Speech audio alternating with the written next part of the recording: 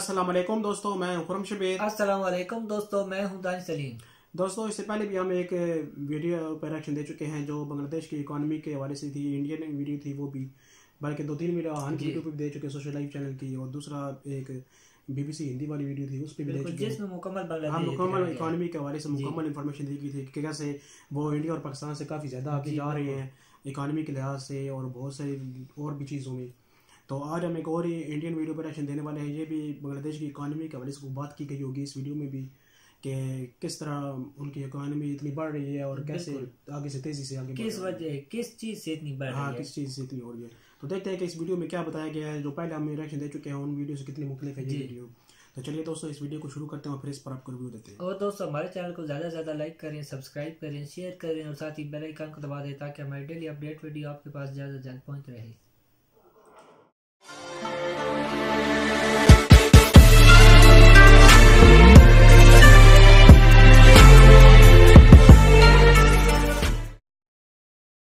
1971 में पाकिस्तान से आज़ादी की लड़ाई के बाद बांग्लादेश ने कई त्रासदियों को झेला है। भयावह गरीबी, प्राकृतिक आपदा और अब दुनिया के सबसे बड़े शरणार्थी संकट से बांग्लादेश जूझ रहा है। 7,50,000 रोहिंग्या मुसलमान पड़ोसी म्यांमार से अपना घर बार छोड़कर बांग्लादेश में आ गए हैं। इतना कुछ होने के बावजूद बांग्लादेश अपनी आर्थिक सफलता की नई इबारत लिख रहा है। मैन्युफैक्चरिंग सेक्टर में बांग्लादेश तेजी से प्रगति कर रहा है। कपड़ा उद्योग में बांग्लादेश चीन के बाद दूसरे नंबर पर है। हाल के एक दशक में बांग्लादेश की अर्थव्यवस्था औसत 6% की वार्षिक दर से आगे बढ़ी है। साल 2018 जून महीने में यह वृद्धि दर 7.86% तक पहुंच चुकी थी। 1974 में भयानक अकाल के बाद 16.6 करोड़ से ज्यादा की आबादी वाला बांग्लादेश खाद्य उत्पादन के मामले में आत्मनिर्भर बन चुका है। 2009 से बांग्लादेश में प्रति व्यक्ति आय 3 गुनी हो गई है। इस साल प्रति व्यक्ति आय $1,750 हो गई। बांग्लादेश में बड़ी संख्या में लोग गरीबी में जीवन बसर कर रहे हैं, लेकिन विश्व बैंक के आंकड़ों के अनुसार प्रतिदिन $1.25 में अपना जीवन चलाने वाले कुल 19% लोग थे, जो अब 9% ही रह गए हैं। शेख हसीना लगातार तीसरी बार बांग्लादेश की प्रधानमंत्री बनने जा रही हैं। हसीना के नेतृत्व में बांग्लादेश हाल के वर्षों में एशिया के सबसे सफल देशों में से एक उभर कर सामने आया है। एक वक्त था जब बांग्लादेश पाकिस्तान का सबसे गरीब इलाका था। 1971 में आज़ादी के बाद भी बांग्लादेश भीषण गरीबी में रहा। 2006 के बाद से बांग्लादेश की तस्वीर से धूल छटने लगी और तरक्की की रेस में पाकिस्तान से वह आगे निकल गया। बांग्लादेश की वार्षिक जीडीपी दर पाकिस्तान से 2.5% आगे निकल गई। जाने माने अर्थशास्त्री कौशिक बासु का कहना है कि बांग्लादेश विकास दर में भारत को भी पीछे छोड़ देगा। बांग्लादेश की आबादी 1.1% दर से प्रति वर्ष बढ़ रही है, जबकि पाकिस्तान की 2% दर से बढ़ रही है। इसका मतलब यह भी है कि पाकिस्तान की तुलना में बांग्लादेश में प्रति व्यक्ति आय भी तेजी से बढ़ रही है। विश्व बैंक के आंकड़ों के अनुसार 2017 में बांग्लादेश में जिन लोगों का बैंक खाता है, उनमें से 34.1% लोगों ने डिजिटल लेन देन किया, जो दक्षिण एशिया में औसत 27.8% से ज़्यादा है। भारत में ऐसे लोगों की तादाद 48% है, जिनके पास बैंक खाते तो हैं, लेकिन उससे कोई लेन देन नहीं करते। ऐसे खातों को डॉर्मेंट अकाउंट यानी निष्क्रिय खाता कहा जाता है। दूसरी तरफ बांग्लादेश में ऐसे लोग महज 10.4% हैं। इस साल की शुरुआत में बांग्लादेश के लिए वो पल काफी निर्णायक रहा जब संयुक्त राष्ट्र ने बांग्लादेश को अल्प विकसित देश की श्रेणी से निकालकर 2024 में विकासशील देशों की पंक्ति में खड़ा करने की बात कही। प्रधानमंत्री शेख हसीना के नेतृत्व में बांग्लादेश के लिए यह एक बड़ी उपलब्धि होगी। संयुक्त राष्ट्र की इस पहल पर शेख हसीना ने एक इंटरव्यू में कहा था कि अल्प विकसित श्रेणी से बाहर निकलना हमारे आत्मविश्वासों और उम्मीदों की मजबूती के लिए बेहद खास है। यह न केवल नेताओं के लिए बल्कि यहाँ के नागरिकों के लिए भी अच्छा है। एक बार जब आप उस श्रेणी से बाहर निकल जाते हैं तो किसी दया की नहीं बल्कि अपनी क्षमता के दम पर आगे बढ़ते हैं। ज्यादातर मोर्चों पर बांग्लादेश प्रदर्शन के मामले में सरकारी लक्ष्यों से आगे निकल चुका है। कपड़ा उद्योग में बांग्लादेश का प्रभुत्व दुनिया भर में जाना जाता है।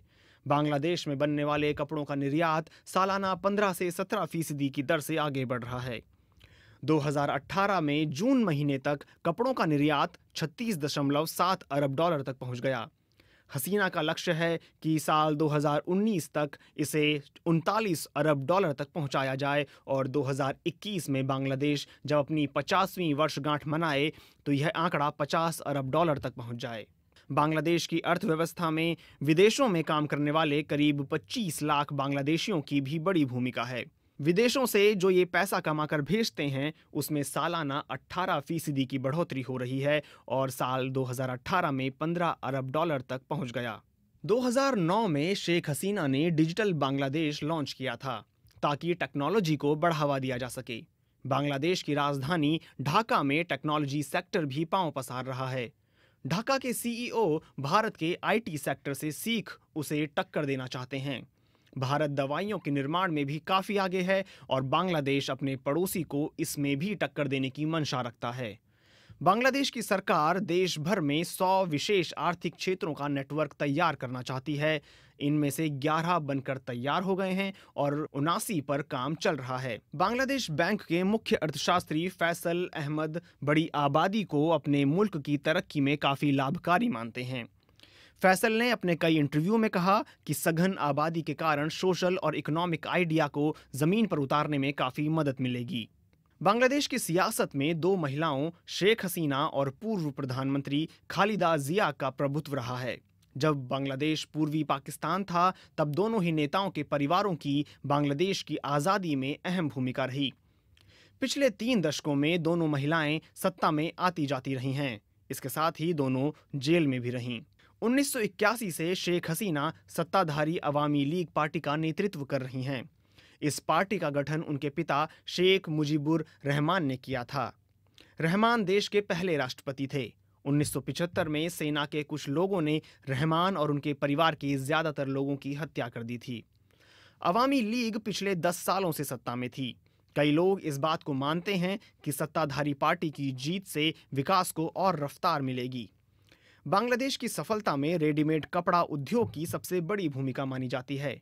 कपड़ा उद्योग बांग्लादेश के लोगों को सबसे ज्यादा रोजगार मुहैया कराता है।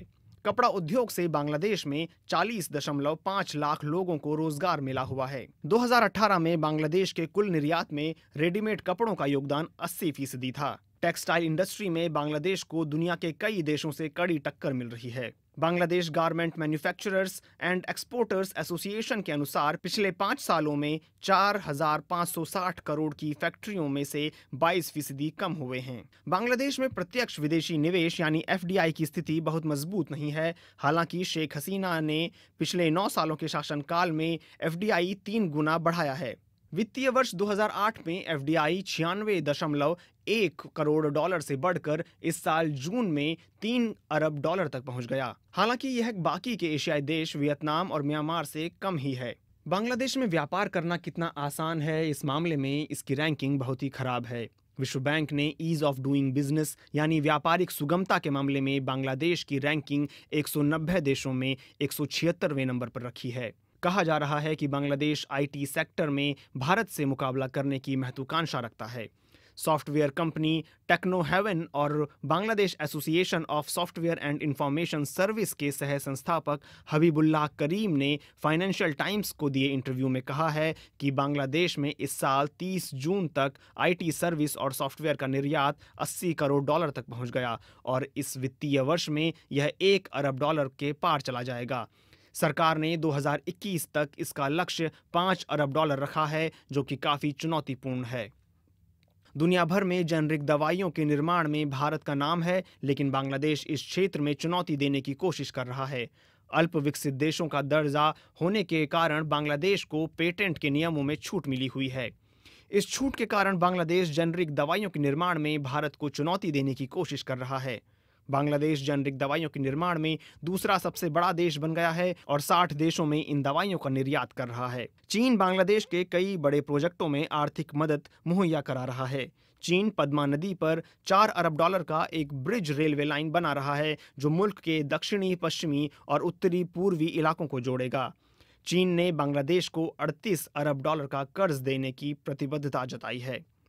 चीन भारी कर्ज मुहैया कराने के कारण आलोचना झेल रहा है कि छोटे देशों को कर्जों के दुष्चक्र में फंसा रहा है। ऐसा श्रीलंका और पाकिस्तान दोनों के लिए कहा जा रहा है। हालांकि बांग्लादेश में इस आलोचना को लेकर बहुत हलचल नहीं दिखती। 2018 में चीन ने बांग्लादेश के ढाका स्टॉक एक्सचेंज का 25% हिस्सा खरीद लिया था। इसे खरीदने की कोशिश भारत ने भी की थी, लेकिन चीन ने इसकी ज्यादा कीमत चुकाई और भारत के हाथ से यह सौदा निकल गया था। बांग्लादेश पाकिस्तान के बाद चीन से सैन्य हथियार खरीदने वाला दुनिया का दूसरा सबसे बड़ा देश है। शेख हसीना भी इस बात को मानती हैं और चीन इस मामले में बड़ी भूमिका निभा रहा है। बांग्लादेश कई मोर्चों पर न केवल पाकिस्तान से आगे निकल चुका है, बल्कि भारत को भी पीछे छोड़ रहा है।